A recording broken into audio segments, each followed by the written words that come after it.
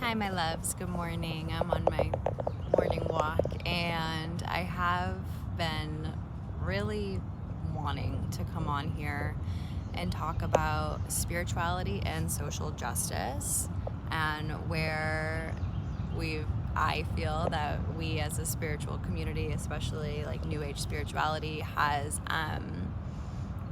missed the point in a lot of this.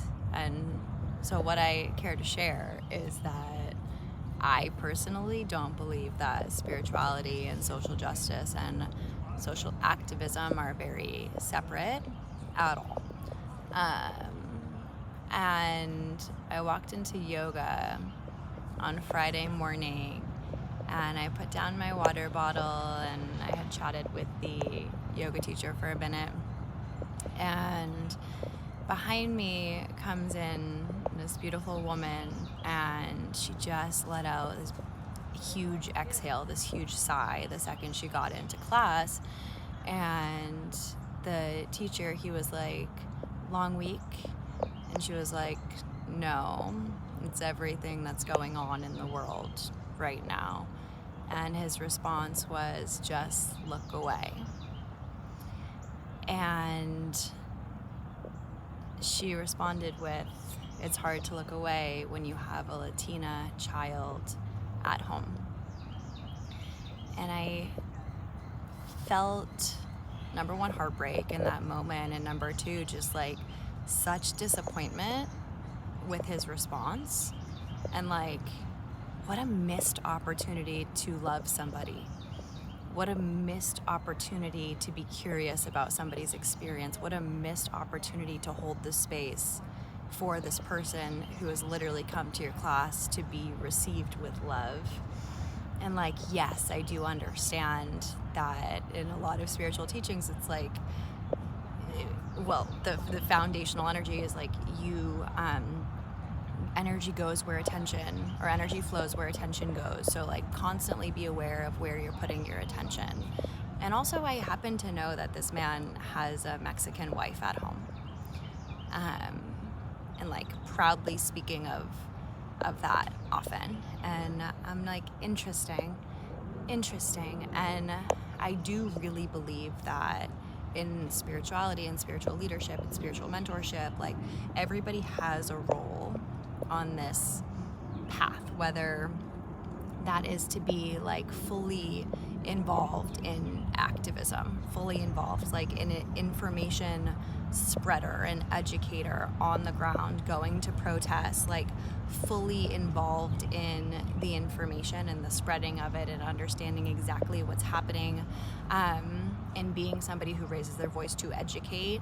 And then I also believe that there's the full other side of the spectrum of like the light holder, or the holder of the light of unpolluted connection to God, source, divinity. And I believe that all of it's necessary because all of it exists, yeah?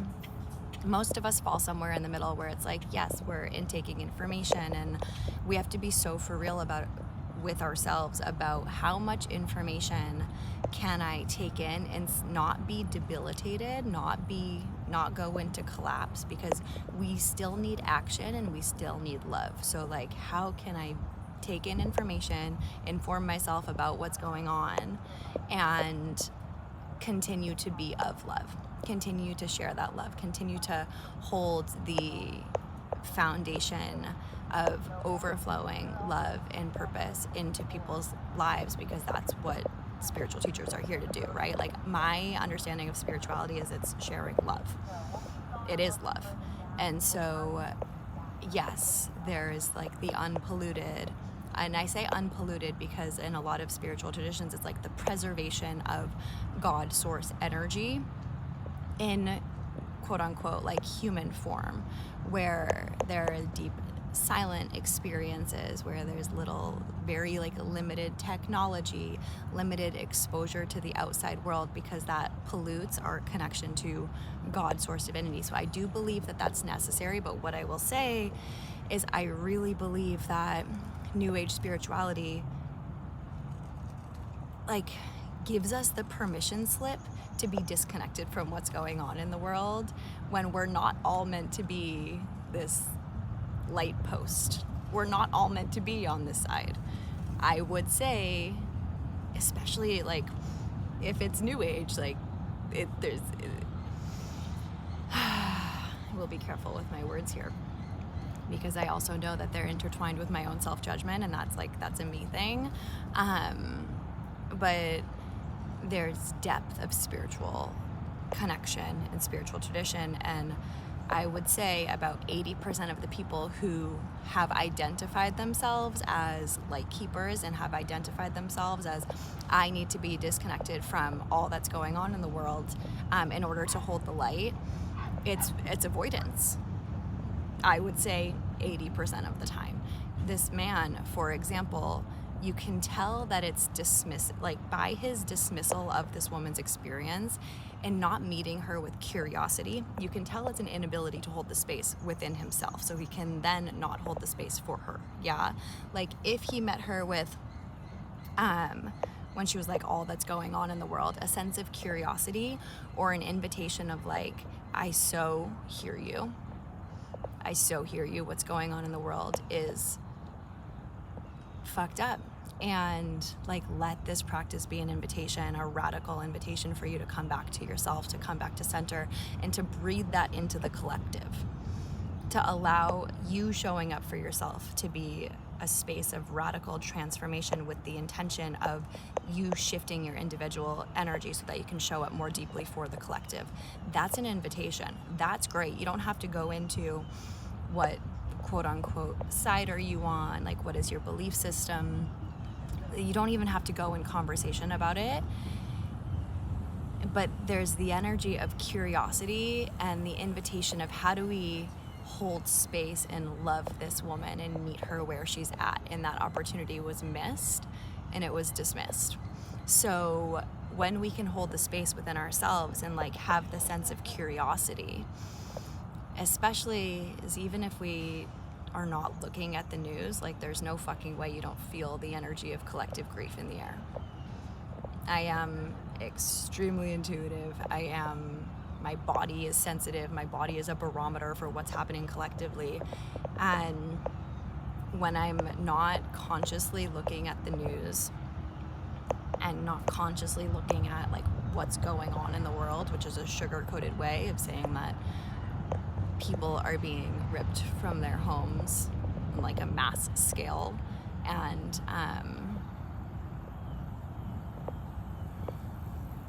families are being ripped apart across the US, and there's genocide happening internationally. Like, even when I'm not looking at that and getting into like the actual details of what's going on, my body feels that there's collective grief in the air.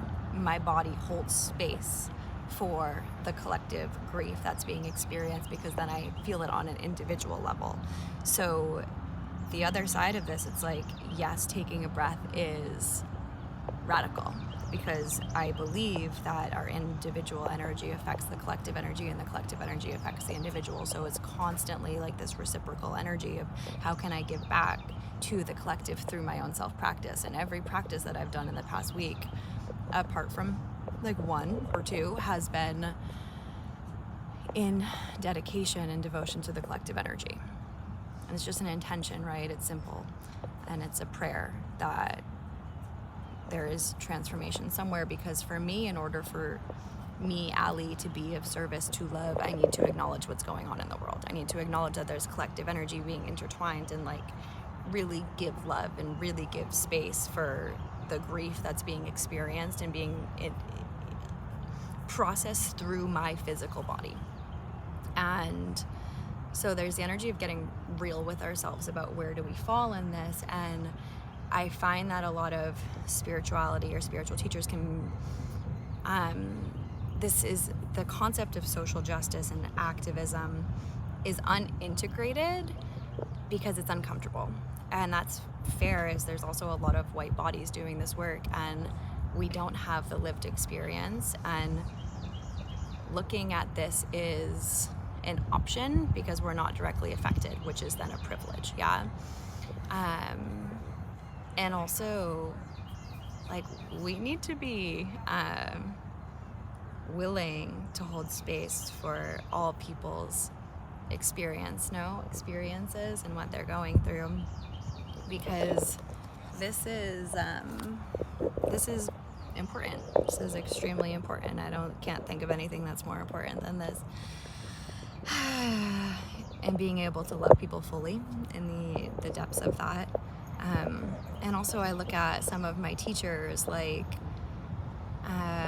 Deepak Chopra. I love him so much, and the way that he talks about some of these things. And he was sharing, I think it was on Jimmy Fallon, about like how he had invited Donald Trump for a week meditation experience to help heal his inner child. And the way that he talked about it was just like of such love and of such lightness, and you can tell that it's integrated. It's a part of who he is, to see somebody and to understand, like, oh, right now I see this person for their wounds, and I would love to invite them in to hold space for those wounds and help guide them back to love. And I think of Dr. Gabor Mate and the way that he speaks about what's happening between Palestine and Israel, and he's like, well, we just don't have the full story. If we had the full story, we would understand what's actually happening here. And without the full story, without the full completion of information, we're casting judgment, and then this becomes innocent when actually we dismiss genocide that's happening. And like the importance of the whole picture. Yeah, and the way that he speaks about it is not casting judgment. It's just, oh, well, they don't have the full story. So how can we shift the narrative to bring in the full story so that this isn't happening, so that like the woundings aren't happening? And then I think of Dr. Wayne Dyer and the way that he would speak about gun violence, and I was like, it's just, there's an integrated love there. And I think about Gabby Bernstein. She just shared something about like what is her place in this, and how she just like had this beautiful moment of prayer with somebody. And I was like, that's also radical. That's also radical to be a spiritual teacher and to talk about these things and to understand like her place in this is hugging a woman in an elevator and having a moment of prayer, and how that could make a difference, and like the ripple effect of that. And I really believe in that also. I don't believe that that's necessarily my place in this, but I do believe that there is a place in this for people. And I think of, you know, those 10 days in Vipassana where I was studying with Gwenka, S.N. Gwenka. And if you've ever been to Vipassana, it was probably a Gwenka retreat center, especially in the States or Europe. And the emphasis on morality.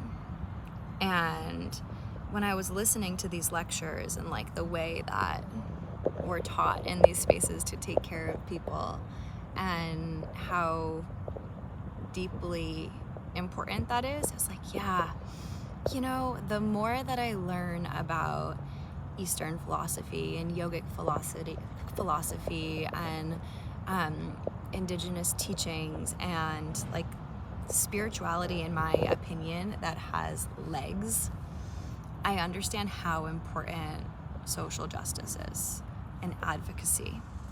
And the more I connect to like spiritual leaders and teachers, one of my teachers is Milana Snow also, and the way that she has been sharing, I just respect so much, because she's giving guidance to protesters of like, how can we do this from an integrated way? The importance of taking care of themselves first, and like communicating with love and being willing to see the other side through the eyes of love, so that you get somewhere, so that it's not just, you know, two opinions going back and forth without collaborating, like the conscious collaboration, nonviolent communication, and really implementing the tools of mindfulness and love into showing up in these spaces. And it's just like, yeah, this is really what it's about. This is really, it's been inspiring to witness. And I also think that we have work to do. We have work to do as a collective, as a spiritual collective, and as spiritual teachers and mentors. And like, I am somebody who has accepted the role in my life of being a mentor to other beings doing spiritual service, which means there's a responsibility to then speak up. And I'm not necessarily an information sharer. I used to be. And also, like, that's not my place. I've realized I am someone who's meant to be aware and to hold space for people in all walks of life, and to constantly like deepen my awareness and my understanding of what spirituality is and how it shows up and how it's interlaced with social justice inherently when you get into the depth of this work. And how do I exist in this space, and how do I represent that in my own way, and how I'm meant to love people, especially the ones who are on the ground doing the work and holding space for that fully, because I'm able to hold space for that in my own life and outside of social media. A lot of this shit exists outside of social media, because I've also thought a lot about how do I want people to feel around me. That's like a main question that I ask myself often. How do I want people to feel around me? And that means on my social media as well. And I want them to feel loved. I want them to feel taken care of. I want them to feel held. And that means I'm not an information spreader. That means I'm the one who holds you when you receive the information. That means, and that's been like such a journey for me, and to understand where am I in my information consumption, and like understanding that I do have a tendency to consume information and then like spiral and go into collapse, and then I detach myself from action. So there's a balance of consciously seeking information to inform myself so that I can then have the self-awareness that breeds personal responsibility, and I get to ask myself, what is my part in this? How am I inadvertently contributing to systematic injustice? And what does that look like in my everyday life? And how can I take responsibility for that? And how can I own that and love that fully? And it's just, this is so important. This is so important. So if you are in the spiritual space and you're like, oh, well, I don't see this person or this person or this person speaking up about this, but it feels really relevant to me and it's on my heart to share something or do something. Share something. Spirituality and social justice are not separate. They're not. And it's like, what do you believe for you? I'm not just speaking to one side or the other. It's like, what do you believe and how can you be that fully? Because at this point, spiritual teaching, spiritual mentorship is really, who are you and how is that communicated through all that you do and all that you are and the way that you hold space and the way that you love people, because your belief system in integrating that into every part of your life is so important. And we need you fully here. And it's not unspiritual to talk about social justice. That's not real. It's not unspiritual to talk about politics. It's not unspiritual to create spaces that nurture people or nurture what you believe in. It's actually so necessary. And I think that especially online, we don't have great examples of that. So let's become those examples, in our own way, in our own words, in our own perception. And the most important thing we can do is just take some time to understand, where do I fit into this?